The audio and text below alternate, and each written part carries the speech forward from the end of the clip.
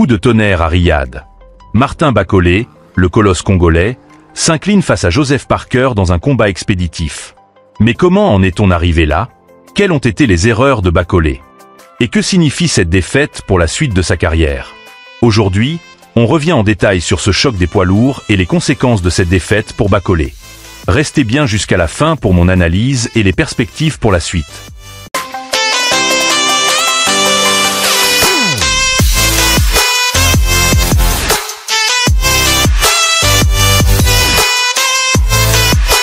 Ce combat n'était pas prévu et, pour être honnête, c'était une mission presque impossible pour Martin Bakole. À l'origine, Joseph Parker devait affronter Daniel Dubois, mais un imprévu est venu tout chambouler. Dubois a déclaré forfait à cause d'une maladie. En urgence, l'équipe de Bakole a accepté de relever le défi avec seulement 2 jours de préparation. 2 petits jours face à un Parker en pleine confiance après avoir dominé Deontay Wilder. Imaginez la situation. Bakole doit traverser plus de 3800 km en avion, sans véritable camp d'entraînement, sans avoir eu le temps d'étudier la stratégie de Parker, ni d'adapter son propre style. Il monte donc sur le ring en terrain hostile, avec un poids du corps potentiellement mal ajusté, une fatigue liée au voyage, et une énorme pression sur les épaules. Ce genre de conditions, c'est le cauchemar de n'importe quel boxeur. Avant même le combat, de nombreux médias et analystes voyaient ce duel comme un piège redoutable. Pourquoi ? Parce que Bakole montait en puissance, lentement mais sûrement, et se rapprochait d'une opportunité mondiale. Je vous le rappelle, il avait déjà un combat prévu en mai 2025 contre EFE Ajagba, un autre espoir de la catégorie. Une victoire contre Ajagba aurait pu lui ouvrir la porte à un titre mondial. Mais voilà, ce combat contre Parker a tout changé. Et au vu de ce qu'on a tous regardé, difficile de dire que ces observateurs s'étaient trompés. Ce combat, c'était bel et bien un piège. Et un piège qui s'est refermé brutalement sur Bakole. Dès le premier round, Martin Bakole tente d'imposer son physique.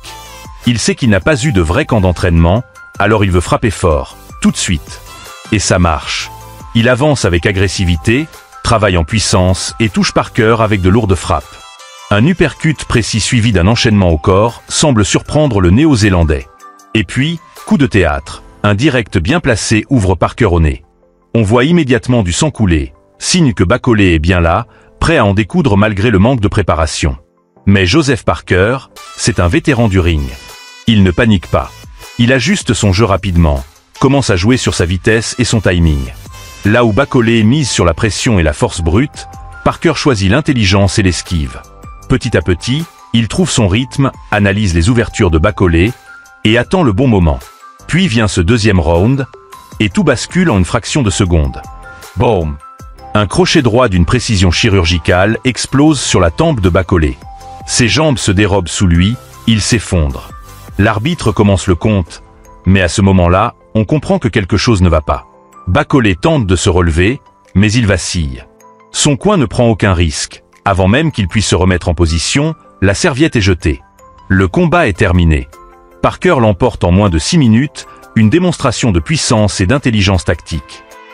Avec cette victoire, Joseph Parker renforce sa position parmi l'élite des poids lourds. Il s'affirme une fois de plus comme un sérieux prétendant à un futur combat pour le titre mondial.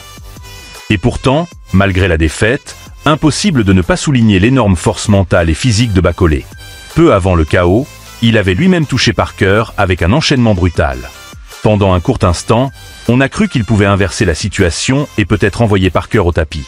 Il était à quelques centimètres de changer le destin du combat. Mais en boxe, tout peut basculer en une seule seconde. Cette défaite est un coup dur, mais pas une fin de carrière. Martin Bakole a du talent et peut rebondir.